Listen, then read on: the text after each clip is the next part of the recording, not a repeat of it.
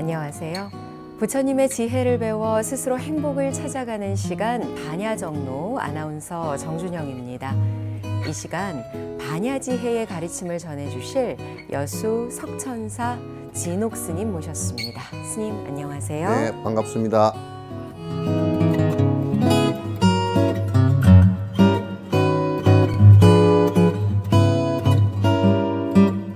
스님 저희가 지금 반야심경을 한 구절 한 구절 짚어보고 있는데요. 굉장히 어려워서 좀 들으시는 분들께서도 시청자께서도 한 번 듣고 이렇게 하시지 말고 또 공부를 본인들도 좀 이제 해 가시면서 몇 번 반복해서 좀 들어주시고 독송도 좀 쭉 해주시면 굉장히 좋을 것 같습니다. 왜냐하면 부처님 말씀이 가운데서 그 공성에 관한 얘기는 굉장히 어렵습니다. 우리가 지금 양자역학이나 물리학에서 또 상대성 이론 같은 것을 갖다가 그 공식을 배운다든지 그렇게 하는 것도 사실 우리는 과학을 하지 않은 사람들이기 때문에 그 들으면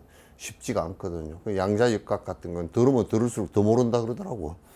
그래서 이거는 불교의 그 철학 가운데 가장 사실은 그 심오한 내용을 담고 있고 깨달음의 핵심이기 때문에 쉽지 않습니다. 그래서 저도 설명을 들을 때 최선을 다해서 설명을 드리겠지만도 여러분들께서도 이 부분에 조금 깊이 있게 그 사유를 해주시면 고맙겠습니다. 네. 예.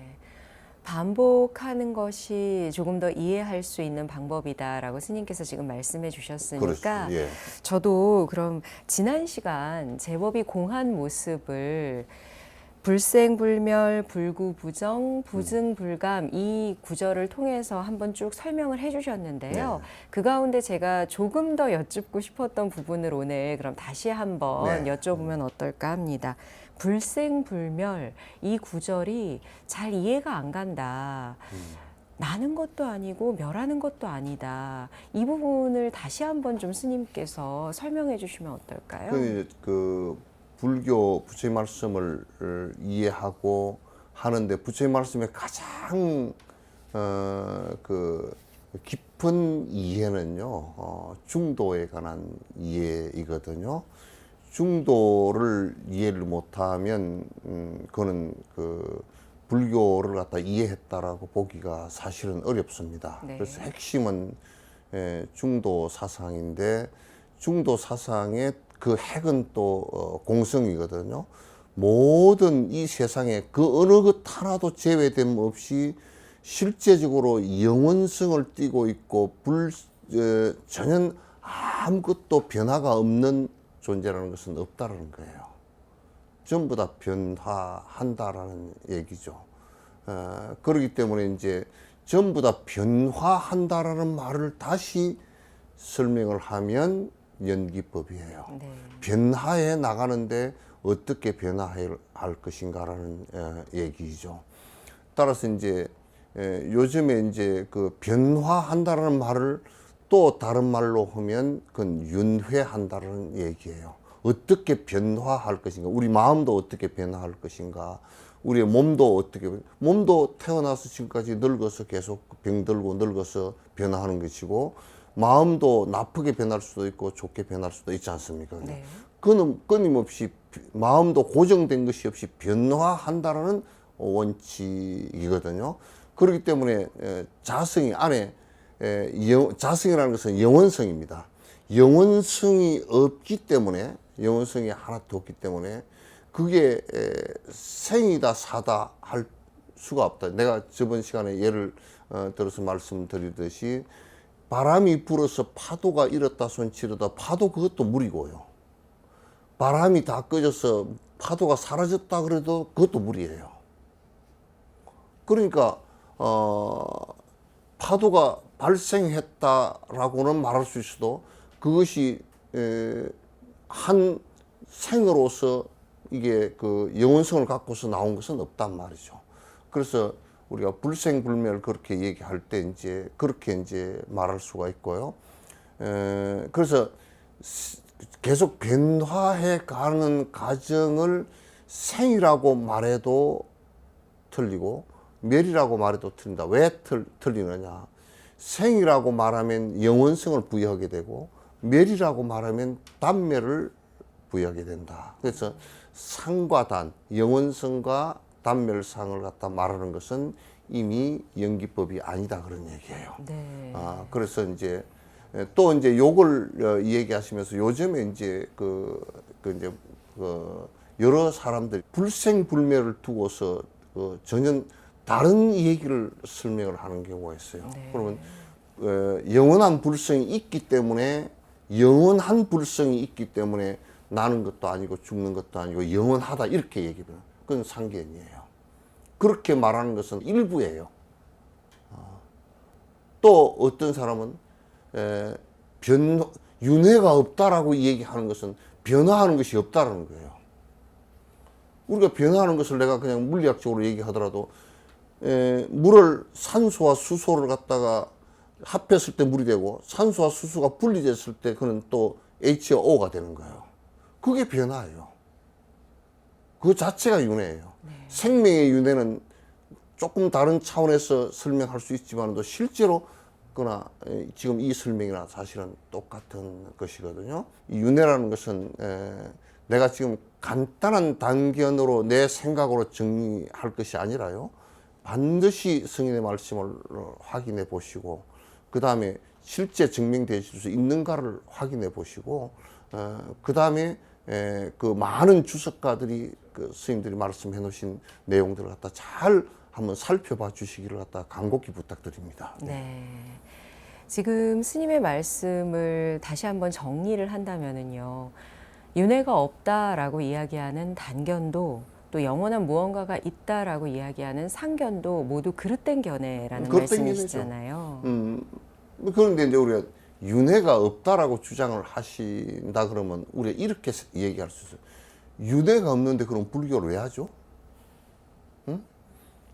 윤회로부터 벗어난다는 얘기인데 윤회를 다른 말로 하면 이제 우리가 윤회가 없다라는 것은 브라만이 말을 하는 것처럼 저 브라만천에서 아트만이 하나 떨어져 나가지고 다시 몸을 받아가 있다가 다시 브라만천으로 돌아가는 이 윤회 없다는 얘기지. 아트만이 없기 때문에 그렇게 될 윤회는 아니다. 변화로서의 윤회이다. 어떤 사람이 묻더라고. 변화하는데 뭐가 주체가 돼서 그 윤회하느냐. 변화하기 때문에 윤회하는 거예요. 영원성이 있는 것이 있다 그러면 그거는 윤회가 아니죠. 그냥 쭉 지속되는 거죠. 그래서 대도인들이고 부처님께서도 부처님 윤회를 벗어나는 것이 무여열반이다. 완전히 벗어나는 것이 나머지가 없는 열반이다라고 얘기를 하셨고 도인들 치고서 핵심은 윤회 벗어나는 방법을 갖다가 얘기했지 윤회 벗어나는 방법을 얘기하지 않은 도인들은 한 사람도 없어요. 네. 한 사람 전부 다 윤회 벗어나는 방법이에요. 대승불교의 육바라밀도 전부 다 윤회 벗어나는 방법이에요. 사마타 수행이도 안에서 끄덕 계속 마음이 오락가락하면서 윤회를 하기 때문에 그걸 벗어나기 위한 방법이지 윤회가 없으면 나는 불교할 필요가 없죠. 윤회라는 것이 괴로움의 원천이다라고 봤기 때문에 그런 거예요. 네. 고정된 어떤 실체는 없다. 모든 것은 다 변화한다라고 강조해주고 계시잖아요. 네. 그럼 저는 이런 생각이 들어요. 윤회는 끊임없이 변화하는 것이 윤회다라고 하셨는데, 그럼 몸도 나고 또 죽고, 그럼 윤회를 하는 주체라고 해야 할까요? 어떤 실체가 있어야 윤회를 하는 건 아닌가요? 윤회하는 주체는 있질 않아요. 윤회하는 주체가 만약에 있다 그러면 만약에 물이라는 것이 변화하지 않는 어떤 주체가 있다 그러면 만약에 그 안에 물을 구성하고 있는 산소와 수소가 안 변하는 것이면 물이 안 되겠죠. 그러니까 변화하는 주체가 있으면 만약에 나는 절대 산소 분자 구조에서 변하지 않아 그러면 두 개 합해놔도 물이 안 될 겁니다. 이 세상의 모든 존재는 시간과 에너지와 그 공간을 만나면서 변화를 일으키는 것이지, 고정불변한 어떤 것이 있으면 그거는 윤회가 더 안 되죠. 달라이라마께서 그 말씀을 하시더라고요. 주체가 없는데 어떻게 윤회를 하느냐라고 얘기하니까, 주체가 없기 때문에 윤회가 된다 이 말이에요. 연기라는 것은 서로 의지해서 존재하는 것이지, 서로 의지해서 존재하는 것이지 독단적으로 존재되는 것이 없어요. 독단적으로 존재되는 것은 절대 없습니다. 그건 사회 구조도 마찬가지예요. 왕이 절대 변하지 않는 것이라 그러면 백성과 아무 관계가 없어요, 그 사람은. 백성과 거듭 유기적 관계에서 변화하기 때문에 서로의 정치적 관계가 유지가 되는 거라고요. 따라서 변하지 않는 것이 없는데 어떻게 윤회하느냐라고 얘기하면, 거듭 무슨 착각이 일어나느냐면, 거듭 변하지 않는 알을 찾아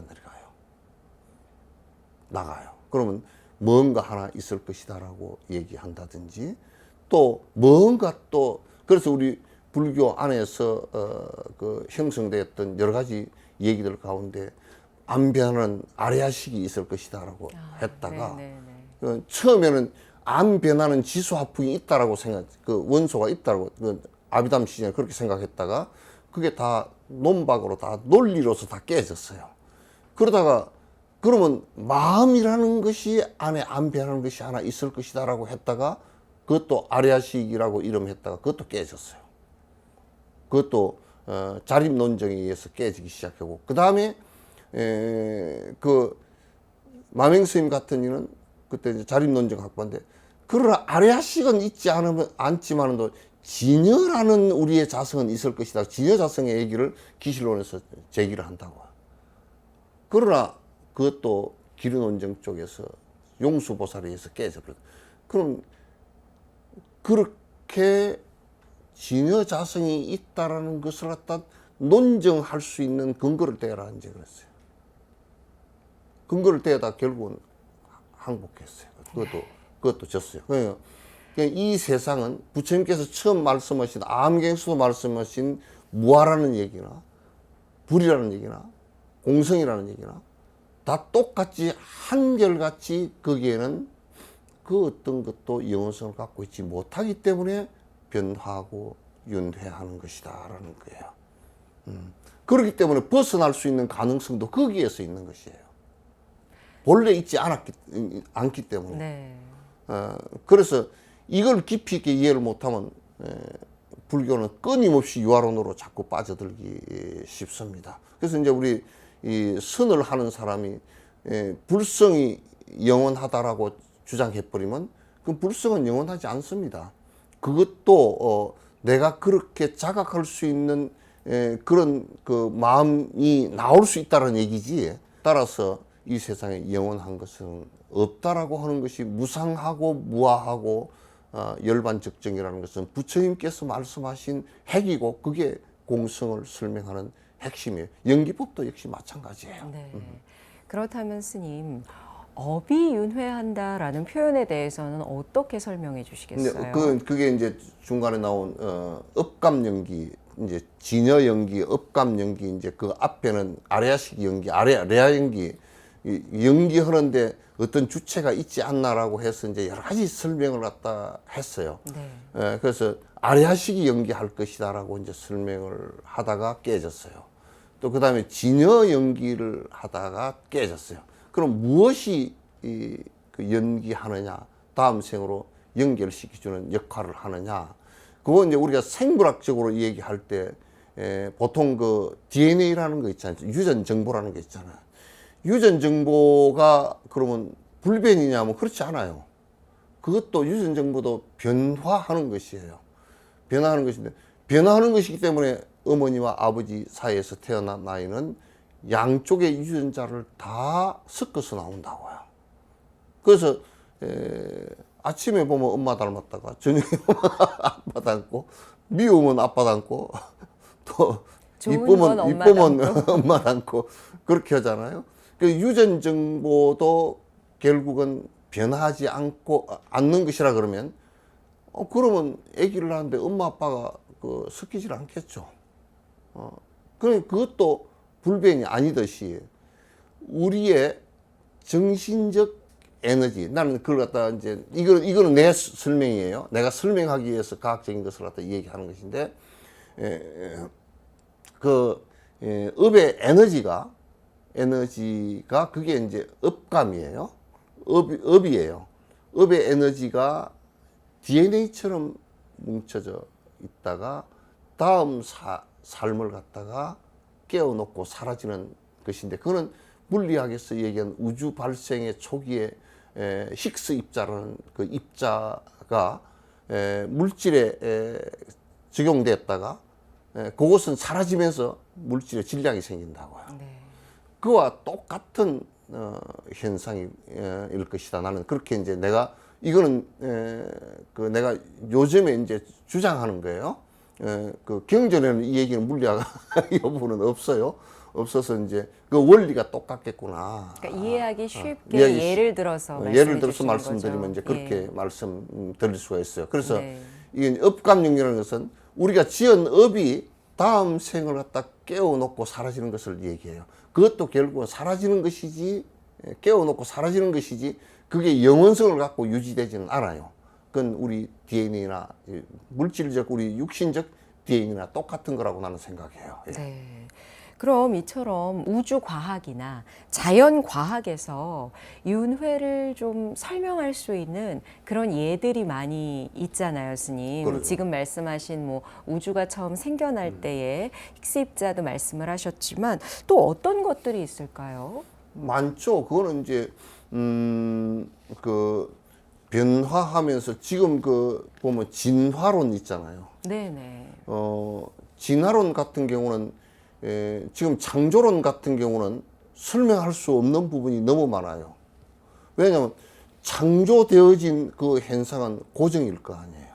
그래서 지금 만약에 유전공학에서 식물에 있었던 DNA가 사람에게도 그게 있다라고 한다 그러면 그건 창조론하고는 완전히 관계가 멀잖아요. 만약에 그것이 고정불변으로서 그대로 원래부터 있던 것이고 그거는 변하지 않는 것이라 그러면 그게 불가능하겠죠. 그러나 유전공학 같은 경우도 그 진화론 같은 경우도 끊임없이 그 조건에 의해서 변화했잖아요. 변화했는데 그것도 사실은 안에 자세히 놓고 보면요, 조건에 의해서 변화했지만 그걸 좀 깊이 들여다놓고 보면 조건에 의해서 내 업이 바뀌면서 진화한 거예요. 네. 그래서 유전공학은 상당 부분 불교의 연기론을 갖다가 설명을 상당 부분 유전공학이 많이 하고 그다음에 진화론이 많이 했다라고 나는 보는 거예요. 네. 그래서 과학적 발전이라는 것은 굉장히 그 불교와 깊숙이 놓고 보면 연기론을 조금 더 확대시켜서 보고 좀 더 깊이 보면 과학적 설명이라는 것은 지금 물리학에서건 또 유전공학에서는 진화심리학에서 보건 거의 설명이 상당 부분 불교의 연기론을 갖다 설명하고 있다. 인과론도 그대로 설명했다. 우리는 자꾸 이제 인과론을 설명했다. 도덕적 인과론 너무 좁혀서 생각하지 말라 그 말이죠. 도덕적 인과도 그게 이제 인간이기 때문에 생명체에게는 있지만은, 그러나 우리가 그 식물이나 이런 것은 도덕적 인과가 아니거든요. 그거는 도덕적 인과가 아니고 그냥 그 생명체적 인과예요. 그러니까 이를테면 토박 한 데다 심어 놓으면 식물이 잘 못 자란다든지, 네. 못 자라고 씨앗을 더 빨리 열어서 이제 씨앗을 그 뿌리려고 하는 그런 습성이 일어난다든지, 이런 것들은 전부 다 그 업감 연기와 연관이 되어져 있다고 보죠. 예. 지금 설명해 주신 것처럼 우주의 생성과 변화, 또 식물의 유전, 어느 정도 좀 이해가 돼요. 지금 스님 말씀이. 그런데 앞서서 왜 그런 이야기를 하셨잖아요. 업이라는 것이 윤회를 해서 그 다음 생에서 시작을 하게끔 해놓고 사라진다. 그렇죠. 그 부분이 잘 모르겠어요. 선생님. 이제 내가 예를 하나 들게요. 우리가 그 아기를 갖잖아요.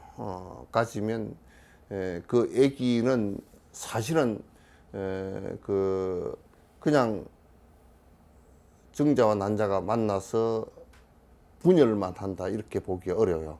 줄기세포가 될 때는 그 전기 충격이 있습니다. 그 전기 충격과 같은 충격이 있고 그때 보통 그 태몽을 꾸게 되고 그렇게 하거든요. 그것은 이제 그 업의 에너지가 그 입퇴되는 상황이에요. 그래서 그때 줄기세포로 분할을 하면서 거기에서 그 업 따라서 줄기세포를 갖다가 더 확대시키고 깨워냅니다. 그거는 내가 볼 때는 이제 입퇴되어져서 줄기세포로 분화할 때 그 업의 에너지에 따라서 어떤 쪽이 더 강하게 그 에너지를 받고 어떤 쪽은 없고 그렇게 되면 그 줄기세포가 분할을 하면서 그 사람이 머리가 좋은 사람이 된다든지 그 사람이 어떤 재능을 가진 사람이 된다든지 그 사람이 키가 커진다든지 이제 그건 내가 그 전생에 살아온 그 업에 저장되어진 에너지만큼 깨워놓는 거죠. 그래서 그 사람마다 전부 다 다른 겁니다. 네. 그 전생의 업을 갖다 우리가 이렇게 전달 받는다라는 것은 바로 그런 의미예요. 그건 유전자에 의해서 몸이 전달되어지는 것과 거의 같은 상황이죠. 그 정신적 부분까지도 상당 부분은 그렇게 되어진다고 불교에서는 보고 있죠. 네. 그렇다면 고정불변의 실체가 없지만 그렇기 때문에 윤회하는 거지만 이 업이 어쨌든 그 다음 생에 있어서 어느 영향을 미친다는 말씀이시잖아요. 영향을 반드시 미치죠. 반드시 미치는데 그것이 이제 고정불변이라 그러면 영향을 못 미치겠죠. 왜냐하면 전생에 있어도 똑같은 것이고 이 생에 있어도 똑같은 것이 변화가 없이 그대로 있다 그러면 다음 생에 무슨 영향을 끼칠 수 있겠어요. 그렇기 때문에 변화를 하기 때문에 이게 다시 새로운 것이 탄생하고 다시 새로운 것이 만들어지고 사라지고 계속 반복을 하는 겁니다. 네. 이것을 우리가 이제 깊이 있게 사야 하고 자꾸 단순하게 생각을 하면요. 생각하면 그거는 정말 오류를 범하기가 사실은 쉬워요. 네. 그래서 스님께서 앞서서 이제 부모 자식 간의 관계에 유전되는 것, 그 DNA를 통해서 설명을 해주셨잖아요. 그러면 업을 정신적인 DNA라고도 표현할 수 있을까요? 그렇죠. 정신적 DNA인데 그것도 결국은 그 다음 시대, 다음 생에 몸과 또 정신을 깨워내는 그 작업이기 때문에 몸과 정신에 그 몸에만 영향을 끼치거나 정신에만 영향을 끼치는 게 아니라 몸과 정신에 다 영향을 다 끼치죠.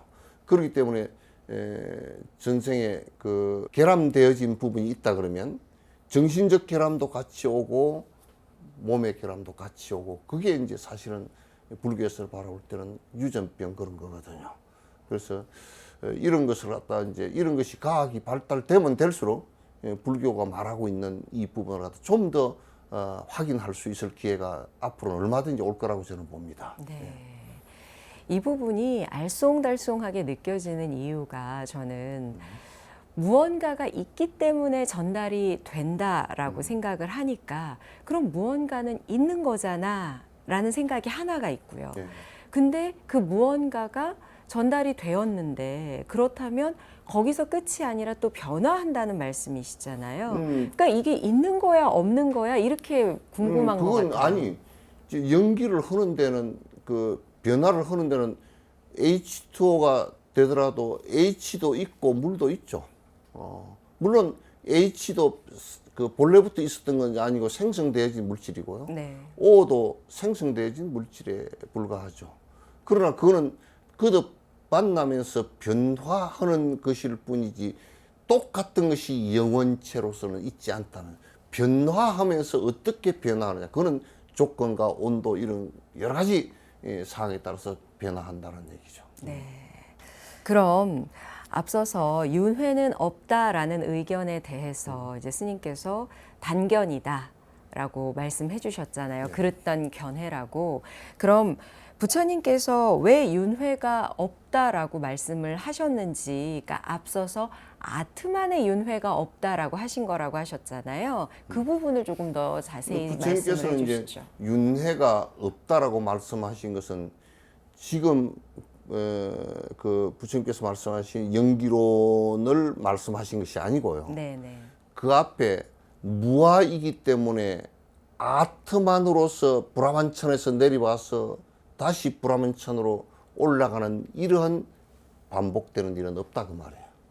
왜? 그럴 아도 없고 그렇게 되는 원리가 아니다. 그래서 그런 윤회가 없다라는 얘기를 갖다 말씀하신 것이고, 그 다음에 부처님께서 나는 이제 완벽하게 무여열반에 들어서 나머지가 없는 열반에 들겠다라고 한 것은 이미 연기의 선상에서 벗어난다라는 얘기이기 때문에 무여열반은 이게 그 윤회를 이제 마감했다 그런 얘기예요. 윤회를 마감하고 끝냈다. 요 얘기를 갖다 윤회가 없다라고 주장을 하면 그건 잘못된 거야. 네.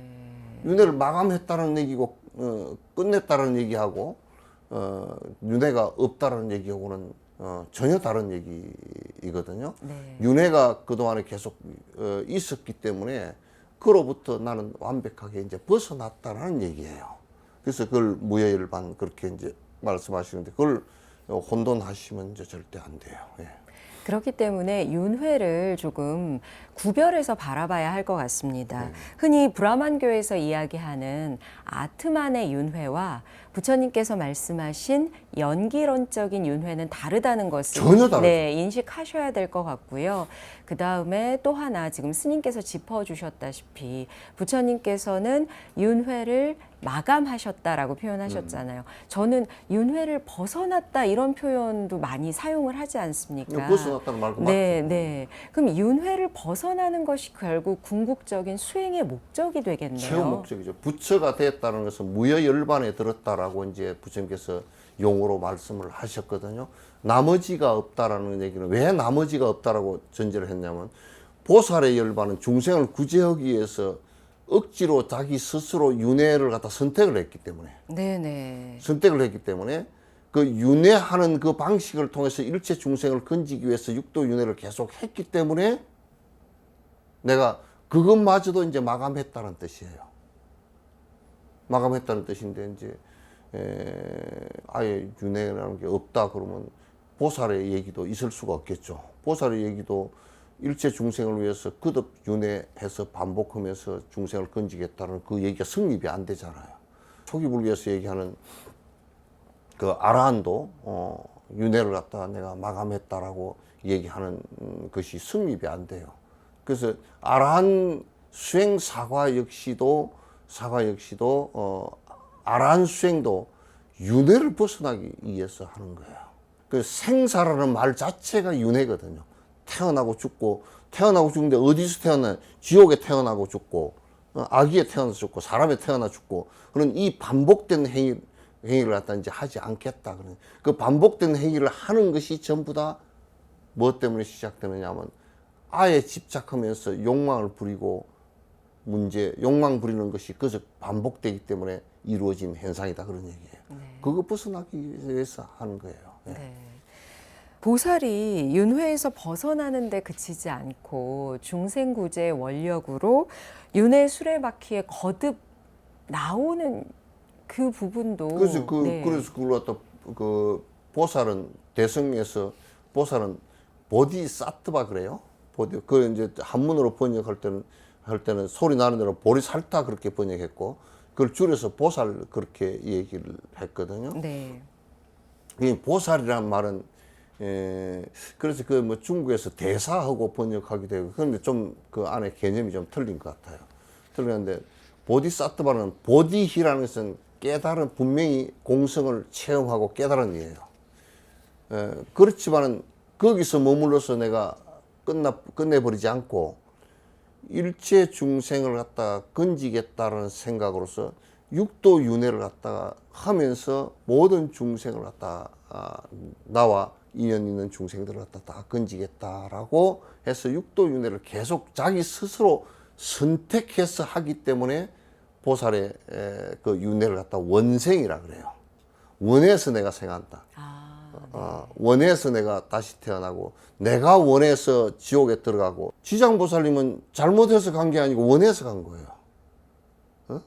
그 우리들 인간 세상에도 그렇고 천상도 그도 그렇고 모든 세상의 보디사트바들이 우리를 이끌어 주시기 위해서 원생을 해서 태어나서, 간세음 보살님은 한 번만 불러더라도 당신 옆에 있겠다고 얘기를 한다 하는 거예요. 그러니까 그분들은 보디 그 아란에도 머물지 않고 선정에도 머물지 않고, 그렇다고 해서 윤회를 하는데 중생은 아니에요.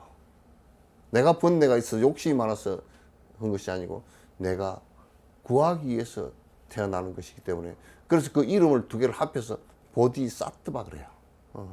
각 유중에서 깨어있는 윤회하는 사람이다, 이제 그런 뜻이에요. 오늘 윤회와 관련한 말씀을 듣다 보니까 이렇게도 또 여쭤보고 싶어요. 우리는 육도 윤회를 거듭하고 있다. 그런데 그 윤회가 마음이 빚어내는 거다라고 하는 말씀도 하시거든요. 마음이 스타트가 된 거지. 그게 제일 처음 시작이 된 거지. 내가 악한 마음을 일으켰다, 도둑질 할 마음을 만약에 일으켰다 그러면 그게 한 번 일으켰다고 도둑질을 할 수는 없잖아요. 그죠? 몇천 번을 일으켜야 돼. 몇천 번을 도둑질을 할까, 어떻게 할까, 담을 어떻게 뛰어넘을까, 메시할까, 뭐 들키면 어떻게 될까, 그걸 수천 번 반복해서 도둑질을 한다고요. 그렇겠죠? 그러니까 마음으로 한 번 이렇게 가지고 되는 것은 그게 안 돼요. 그 사람이 마음을 갖다 한 번 악한 마음을 일으켜서 악심을 하고, 선한 것도 역시 마찬가지로 선한 일을 한 번도 해야 되겠다 해가지고 그 힘이 안 생겨. 한 번 선한 일을 해야 되겠다 이 생각 가지고서 말도 잘 안 나와. 내가 착한 일을 해야 되겠다 이 말도 잘 안 나와. 그리고 그게 행동까지 되겠어요? 눈빛으로 그런 게 나오겠어요? 또 내라고 생각했던 고집되어진 것들을 갖다 남에게 많이 줄 수 있겠어요? 쉽지 않단 말이에요. 그러나 그 시작은 아주 작은 것, 내 마음 하나 먹고서 그걸 의지로서 반복하는 데서부터 나온단 말이죠. 네. 그렇기 때문에 일체 중생을 위해서 내가 살겠다라고 하는 것도 그것도 마음에서 나오는 일이라. 이 몸이 발생한 것도 결국은 그 마음의 그 업이 마음으로 전부 다 뭉쳐져 있는데, 마음에 뭉쳐 있는데 그 마음에 뭉쳐졌던 업이 다시 거칠게 발현되어진 것이 이 몸이란 말이에요. 아주 자비스러운 마음을 많이 내는 사람은 얼굴이 자꾸 자비스럽게 태어나지고 앞으로도 계속 그렇게 자비스러워진다고요. 그게 전부 다 우리가 웃는 것도 마음작용이잖아요. 네. 화를 내는 것도 마음작용이죠. 먹고 싶은 것도 마음작용이죠. 그 보통 뭐 누가 전에 들어보니까 결혼하는 것도 그렇다 그러더라고. 마음이 움직여서 결혼했다 그러더라고. 마음이 움직여서. 저 사람이 나를 잘해줄 것 같아서 마음이 움직여서 결혼을 했다 그러고. 그 마음 문제들이에요, 전부 다. 그 마음을 어떻게 갖느냐가 중요한 문제고, 윤회하는 것도 전부 다 내 마음이 지어낸 업력에 의해서 내가 생성시킨 또 다른 세계란 말이에요. 네. 그러니까 사실은 솔직한 얘기로 지 마음 먹은 대로 돼요. 네. 지 마음 먹은 대로 되는데 사람들이 뭐라 그러냐면 마음 먹은 대로 안 되던데요. 그거는 마음 먹은 대로 안 된 게 아니라 마음 먹은 대로 된 것을 착각한 거야. 왜냐? 행복해지려고 하면서 마음은 안 행복해지는 마음을 자꾸 일으켜. 그게 안 되지. 부자가 되려고 그러면 내하고 인연 있는 사람이 잘 살게 만들어줘야 지가 부자가 돼. 근데 자기하고 인연 있는 사람들 전부 다 사실상은 뜯어먹으려고 그러면 자기하고 인연 있는 사람은 뜯어먹지, 인연 없는 사람 내가 아프리카 킨타쿤테를 뜯어먹을 수는 없잖아. 그게 안 된다고요. 그러니까 사실은 이 세상의 모든 일은 자기 마음 먹은 대로 된 거예요. 네. 내가 어떤 마음을 먹어야 행복해질 것인지, 어떤 마음을 먹고서 행동해야 불행해질 것인지 그걸 구분을 못하고 불행해질 마음을 계속 먹고서 행동하면서 행복해질 거라고 생각하는 착각일 뿐이지 실제는 전부 다 지 마음 먹은 대로 다 됐어요.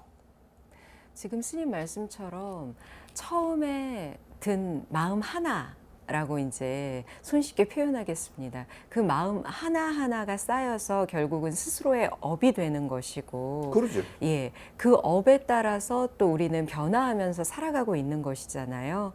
그렇기 때문에 지금 갖는 이 마음 하나가 얼마나 중요한지 다시 한번 느끼게 되네요. 아, 그러니까 우리가 밭에 말이요, 밭을 깨끗이 다 우리는 닭달 해놨다 그래. 깨끗이 다 잡초도 메고 그 경운기로 갈아서 깨끗이 해서 해놨잖아요.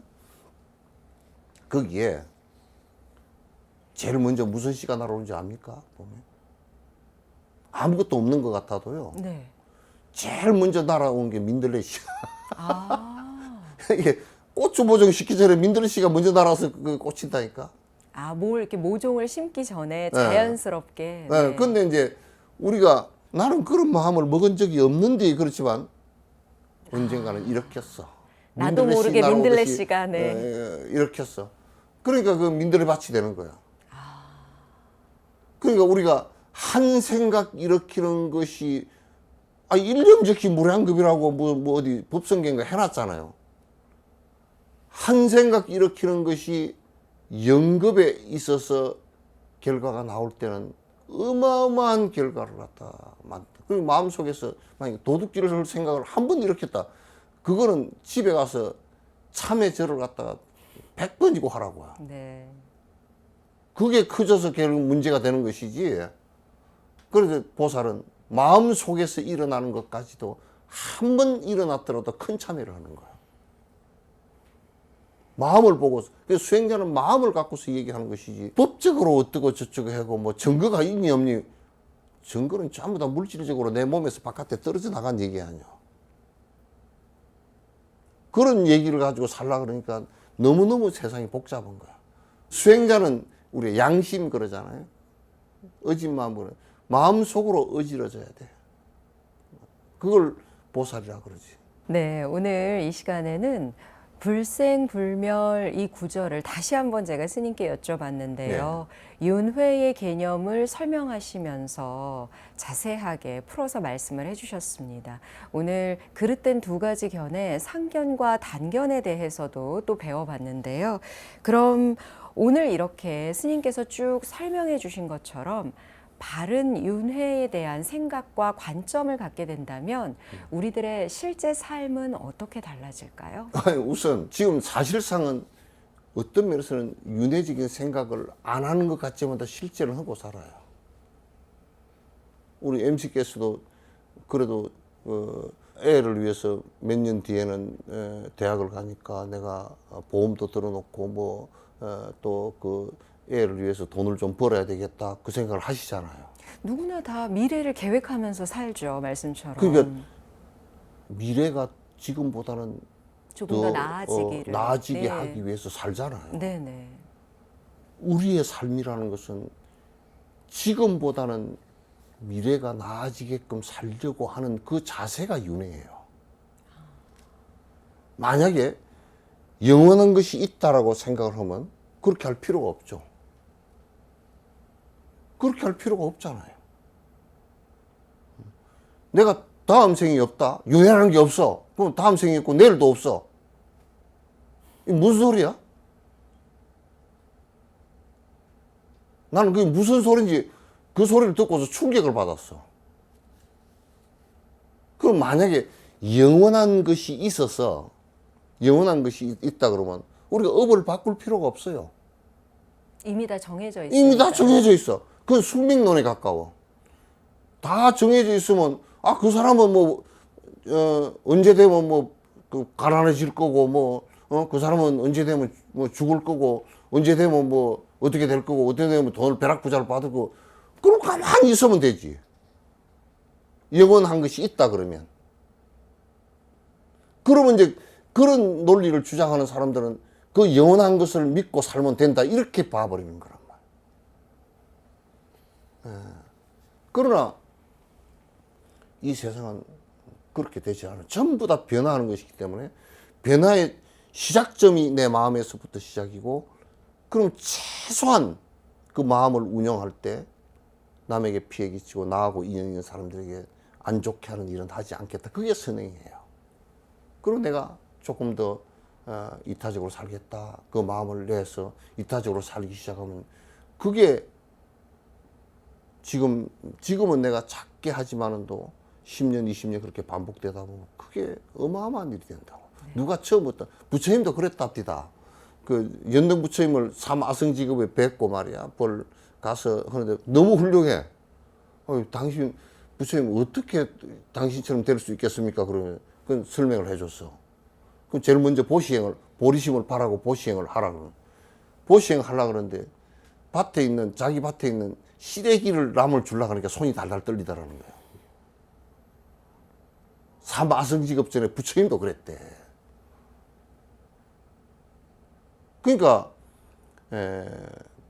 윤회를 믿고 인과를 믿는다 그러면 그리고 정확하게 그게 있는 것이고 불교만 윤회가 있는 것이 아니라 그거는 불교 믿는 사람이건 안 믿는 사람이건 이 중생계 전체가 다 그런 원칙 속에서 살기 때문에 내가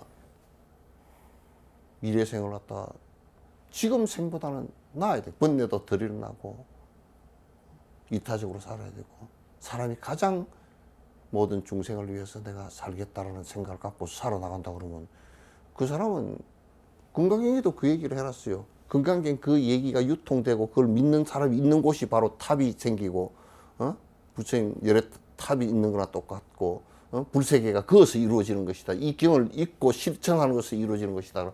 이 얘기를 해놨잖아요. 네네. 반야정로 오늘 이 시간에는 불생불멸의 가르침을 조금 더 자세하게 이해하기 위해서 윤회를 바탕으로 스님과 함께 공부해봤습니다. 지금 내가 갖는 이 한 생각이 우리의 삶을 바꿀 수 있다는 것을 무엇보다 절실하게 느낄 수 있는 시간이었습니다. 오늘 말씀에 여수석천사 진옥 스님이셨습니다. 스님 감사합니다. 네, 고마웠습니다.